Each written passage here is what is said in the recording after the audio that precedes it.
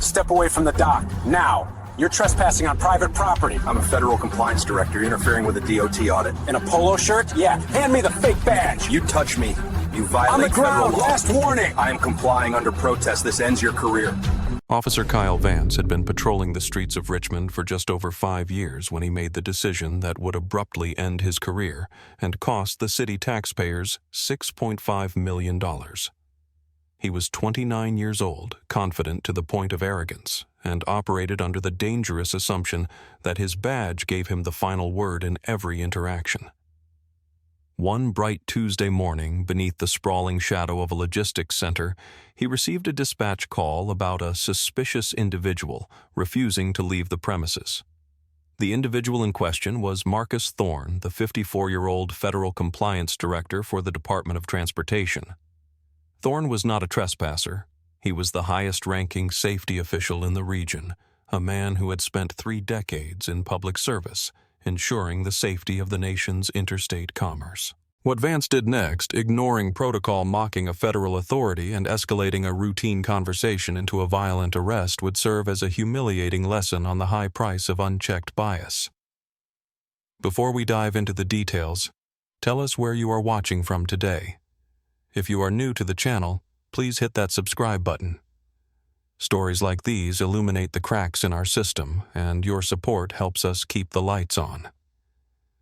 The Oakhaven Distribution Center sits on the industrial outskirts of Richmond, a massive complex of concrete and tempered glass that serves as a vital artery for East Coast shipping. It is the kind of facility that prides itself on efficiency, running on tight schedules and even tighter security. It was 10:15 a.m. on a Tuesday in early October. The sun was high, casting long, sharp shadows across the paved courtyard where semi-trucks idled in orderly lines. Inside the main gates, business was moving at a frantic pace. Forklifts beeped, diesel engines rumbled, and shift managers shouted orders into radios. Marcus Thorne was a man who commanded respect without raising his voice. At 54, he carried himself with the quiet dignity of someone who had nothing left to prove. He had started his career as a logistics coordinator in the Army, served in the First Gulf War, and then spent 20 years climbing the ranks of the federal government. He was known in Washington as the auditor, a man who could look at a spreadsheet or a loading dock and spot a violation within seconds. He was meticulous, fair, and utterly incorruptible. His colleagues at the Department of Transportation described him as a man of ironclad principle. If Marcus Thorne signed off on a facility, it was safe. If he didn't, you had a problem. That Tuesday morning, Thorne was conducting a spot check, an unannounced federal audit authorized under Title 49 of the Code of Federal Regulations. He had arrived at 9:50 a.m., parking his sedan in the visitor lot. He wasn't wearing a suit and tie, which would have drawn immediate attention and caused the floor managers to scramble and hide safety violations. Instead, he wore field casual pressed khaki trousers, a navy blue polo shirt with the DOT insignia embroidered small on the chest, and steel-toed work boots. He held a government-issued tablet in one hand and a laser measurement tool in the other. He looked like a man doing a job because he was. Thorne had bypassed the front office, intentionally exercising his federal right to inspect the exterior loading zones before announcing his presence to management. He was standing near loading dock 4, measuring the clearance width between 2 trailers and tapping notes into his tablet. He spoke to no one. He impeded no traffic. He was simply observing. But in the eyes of the facility's security manager, Marcus Thorne's presence was an anomaly that needed to be corrected. And unfortunately for everyone involved, the man watching him on the CCTV monitors had already decided that Thorne didn't look like an auditor. He looked like a threat. Derek Holloway was 34 years old and had been the security manager at Oakhaven for less than a year. He was a man who confused micromanagement with leadership. Holloway spent most of his days in the climate-controlled security booth watching the monitors like a hawk, eager to catch an employee stealing a box or taking an extra 5 minutes on their lunch break. He was deeply insecure about his authority, constantly reminding the warehouse staff that he was in charge of asset protection. When he saw Marcus Thorne on the monitor, a broad-shouldered black man standing near the high-value electronics bay, taking notes on a tablet, Holloway's instincts didn't scream, "Inspector." They screamed, "Casing the joint." In Holloway's limited worldview, federal directors didn't look like Marcus Thorne. They didn't walk around the back docks in polo shirts. They came through the front door in suits, shaking hands. Therefore, this man had to be an imposter. Maybe a union organizer, maybe a corporate spy, or maybe just a vagrant who had hopped the fence to steal copper wire. Holloway didn't bother to zoom in on the embroidered logo on Thorne's shirt. He didn't bother to send a guard out to ask the man his business. He wanted to handle this personally, but he wanted backup. He wanted a show of force. Holloway picked up the phone and dialed the non-emergency line, but his voice carried the urgency of a bank robbery. "This is Derek Holloway, security manager at Oak Haven Distribution. I have an unidentified male trespassing in a restricted zone. He's taking photos of our security layout and refusing to leave." The dispatcher asked the standard questions. "Is he armed? Is he threatening anyone?" Holloway hesitated, watching Thorne tap on his screen. "He's acting suspicious. He's loitering near the high-value docks. I need an officer here to trespass him immediately." The call was dispatched. The description went out: unidentified black male, late 40s to early 50s, loitering in a restricted area, possibly conducting surveillance. It was a dangerous game of telephone. Holloway's bias had turned a safety inspection into a security breach, and that description was now beaming directly to the patrol car of Officer Kyle Vance. Do you think security managers should be held personally liable for calling police without verifying a person's identity first? Let us know your thoughts in the comments. Officer Vance was only 3 miles away when the call came in. Vance had a reputation in the precinct, and it wasn't a good one. In 5 years, he had accumulated 9 complaints. Most were for discourtesy or unprofessional conduct, euphemisms for being rude, aggressive, and escalating situations that required patience. His field training officer had written in his probationary file that Vance had a tendency to prejudge suspects and struggled with verbal de-escalation. However, because none of the previous incidents had resulted in serious injury or successful lawsuits, Vance remained on the street. He was the type of officer who believed that respect was something demanded, not earned. When Vance heard the dispatch, "Suspicious male, restricted area, surveillance," his mind immediately painted a picture. He wasn't thinking about a misunderstanding. He was thinking about a bust. He pictured a thief scouting the warehouse for a nighttime raid. He arrived at Oak Haven Distribution at 10:28 a.m., pulling his cruiser up to the side gate where Holloway was waiting for him. Holloway jogged over to the car, pointing toward the loading docks. "He's still there, officer. Just standing there typing on that iPad like he owns the place. I haven't approached him yet. I wanted you here first." Vance nodded, adjusting his belt. "Don't worry, sir. We'll get him moved along, or we'll get him a ride downtown." Vance didn't ask if Holloway had spoken to the man. He didn't ask if the man was wearing a badge. He just saw a target. Vance stepped out of his vehicle, hitching up his utility belt. He adjusted his sunglasses despite the fact that he was walking into the shade of the warehouse overhang. He walked with a swagger that suggested he had already solved the crime. He signaled for Holloway to follow him, but stay back. "I'll handle this," Vance said. Marcus Thorne was deep in thought.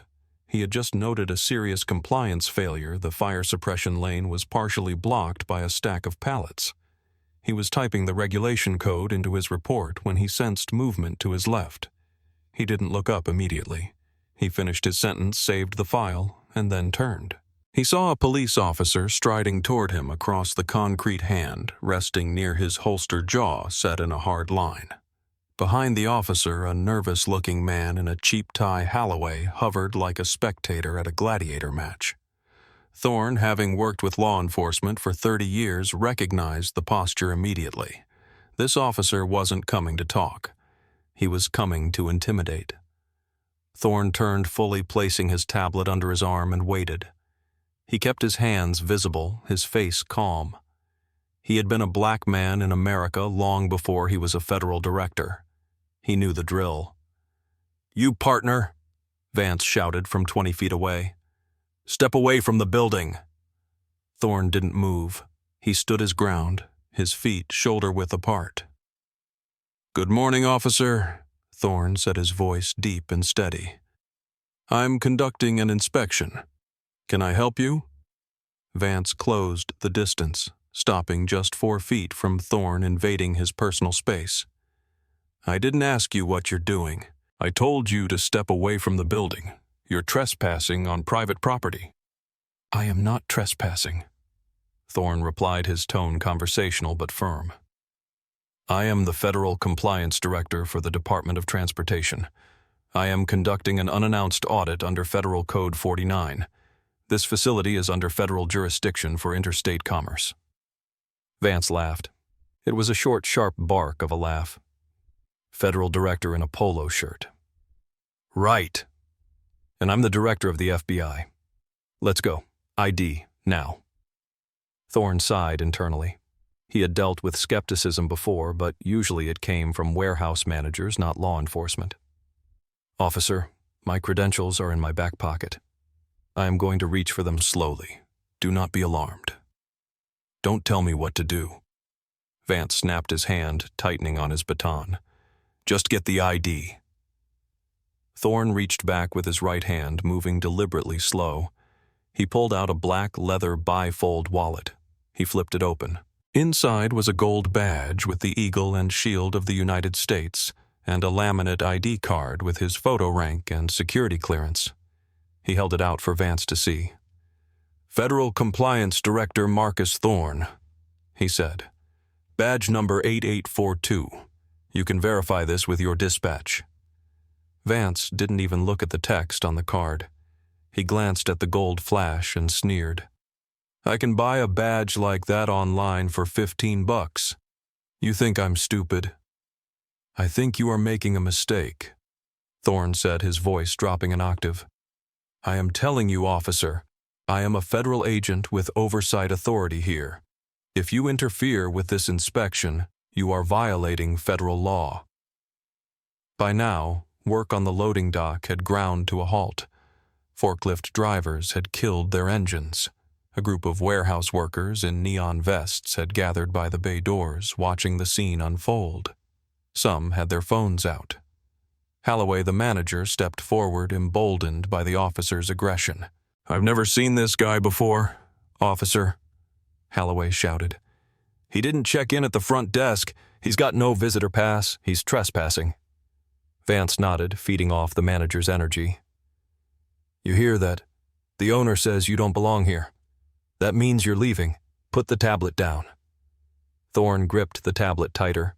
It contained sensitive government data. "I am not putting this device down. It is federal property, and I am not leaving until my inspection is complete. Officer, I am ordering you to stand down and call your supervisor." "You're ordering me." Vance's face flushed red. The audience was watching, and his authority was being challenged. "You don't give orders here. I do." Vance stepped forward and slapped the wallet out of Thorne's hand. The leather case hit the concrete, the gold badge glinting in the sunlight. The sound of the badge hitting the ground echoed in the sudden silence of the yard. Thorne looked down at his credentials, then back up at Vance. His expression changed. The patience was gone, replaced by the icy resolve of a man who destroyed careers for a living. "You just assaulted a federal officer," Thorne said quietly. "Pick it up." "I'm not picking up your fake badge," Vance yelled. He reached for his taser, unholstering it and pointing it at Thorne's chest. The red laser dot danced on the dot logo. "Get on the ground. Now you are under arrest for trespassing and resisting." "I am not resisting," Thorne said, raising his hands slowly, still holding the tablet in one. "I am standing still. I am identifying myself. You are making a catastrophic error." "On the ground!" Vance screamed. "Last warning. Should officers be required to scan credentials before escalating to weapons? Let us know your opinion." Thorne knew the statistics. He knew that arguing further with a weapon pointed at his chest could result in his death regardless of his rank. He made a calculation. He would comply physically, but legally he was about to bury this man. "I am complying under duress," Thorne announced loudly, his voice projecting to the witnesses and the recording phones. "I am getting on my knees. I am a federal director being threatened with a weapon by the Richmond police." Thorne slowly lowered himself to the concrete. He placed the tablet gently on the ground screen down to protect the data. He placed his hands behind his head. Vance rushed in. He didn't just cuff him. He dropped his knee into the middle of Thorne's back, driving the older man into the pavement. Thorne grunted in pain, but did not fight back. Vance grabbed Thorne's wrists, twisting them forcefully behind his back, and ratcheted the handcuffs tight. "You're done, pal," Vance panted, adrenaline coursing through him. He hauled Thorne to his feet by the chain of the handcuffs, a maneuver that sent a sharp pain through Thorne's shoulders. "You want to play lawyer? You can do it in the cell." Holloway was smirking. "Good work, officer. Get him out of here." Thorne looked at Holloway. "Mr. Holloway, is it?" Thorne asked, his voice calm despite the dust on his face. "I'll be seeing you again. Oakhaven Distribution just lost its safety certification." "Shut up." Vance shoved Thorne toward the patrol car. He didn't pick up the badge. He didn't pick up the tablet. He left them lying on the asphalt. "Officer," Thorne said, "my credentials and my government device are on the ground. You are responsible for securing them." "I'll secure them as evidence of your little scam," Vance retorted. He shoved Thorne into the back of the cruiser, slamming the door hard enough to shake the vehicle. Vance walked back, scooped up the wallet and the tablet, and tossed them onto the front passenger seat. He got behind the wheel, feeling triumphant. He had protected the business. He had caught the bad guy. He radioed dispatch. "One male in custody. Trespassing, resisting, impersonating an officer. En route to station." The drive to the precinct took 20 minutes. Thorne sat in the back, the hard plastic seat digging into his spine. The handcuffs were cutting off circulation to his thumbs. He closed his eyes and began drafting the lawsuit in his head. He memorized the time, 10:42 a.m. He memorized the officer's name tag, Vance. He memorized the car number, 402. He didn't say a word. He didn't ask for water. He didn't ask for mercy. He sat in a silence that was louder than screaming. Vance glanced in the rearview mirror, unsettled by the prisoner's composure. Usually they were yelling, begging, or cursing by now. This guy was just waiting. "Quiet back there, huh?" Vance taunted. "Thinking about which public defender you're going to get." Thorne opened his eyes and met Vance's gaze in the mirror. "No, Officer Vance. I'm thinking about your pension." Vance laughed again, but this time it sounded a little forced. They arrived at the 4th precinct. Vance pulled into the sally port, unloaded Thorne, and marched him into the booking area.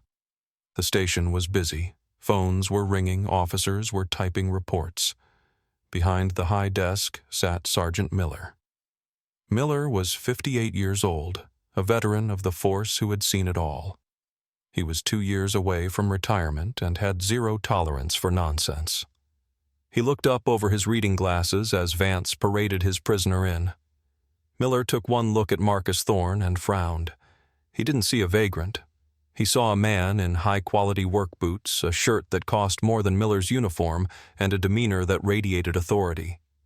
He saw the dust on the man's clothes and the red marks on his wrists. "What do we have here, Vance?" Miller asked, his tone skeptical. "Trespassing at Oakhaven Distribution," Vance announced proudly. "Refused to leave, claimed to be a Fed, resisted arrest." "I did not resist," Thorne said clearly. "And I am not claiming to be a Fed. I am the Federal Compliance Director for the Eastern District." Miller looked at Vance. "Did you verify?" "He flashed a fake badge," Vance said, pulling the wallet from his pocket and tossing it onto the counter. "It's a prop. I'm charging him with impersonation, too." Miller picked up the wallet. He felt the weight of the leather. He opened it. He looked at the badge. He ran his thumb over the engraving. It wasn't cheap metal. It was heavy, solid brass. He looked at the ID card. He saw the holographic overlay that was nearly impossible to forge. He saw the Department of Transportation seal. Miller's stomach dropped. He looked up at Thorne. "Sir, what is your date of birth?" Thorne rattled it off. "Social Security number ending in 4402, clearance level top secret." Miller typed the name into the NCIC database. He hit enter. The screen flashed red. "Federal employee. Active. Do not detain. Contact agency immediately." Miller froze. He looked at the screen, then at Vance, then at Thorne.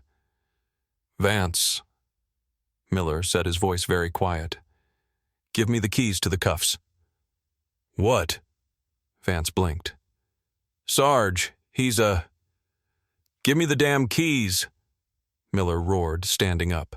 The entire booking room went silent. Vance fumbled for his keys, looking confused. Miller snatched them, rounded the desk, and unlocked Thorne's handcuffs himself. "Mr. Thorne," Miller said, his hands shaking slightly. "I apologize. I need you to come with me to the captain's office immediately." "I want a photographer first," Thorne said, rubbing his wrists.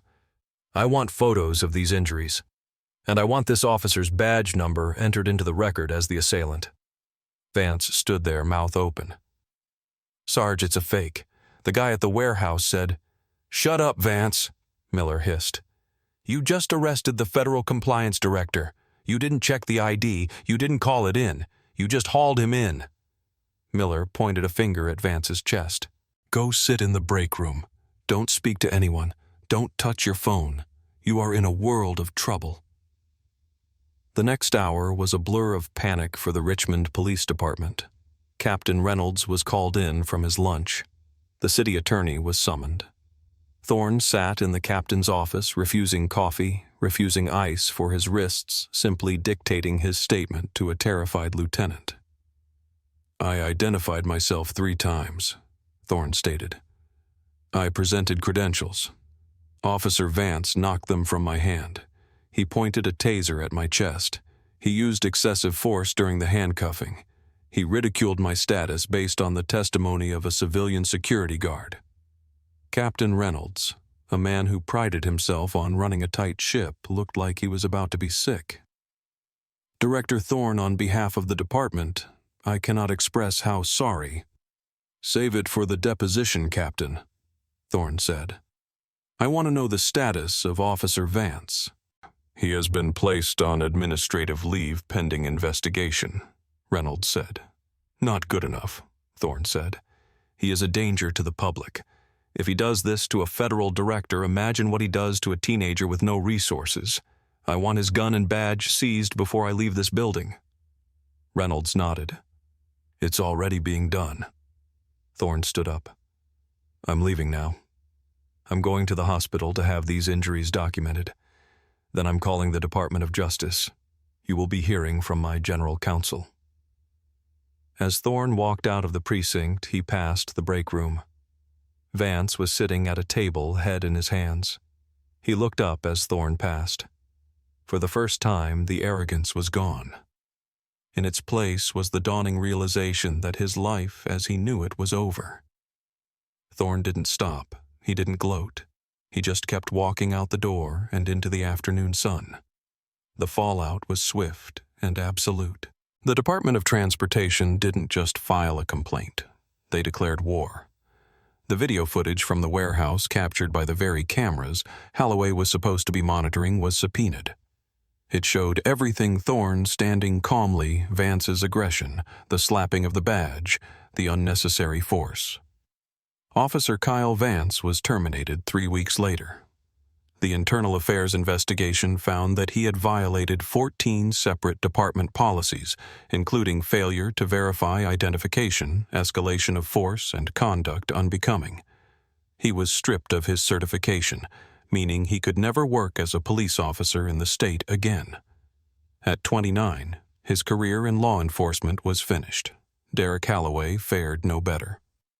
When Oak Haven's corporate headquarters received the federal notice that their safety certification was suspended pending a hostile environment review, they looked for a scapegoat.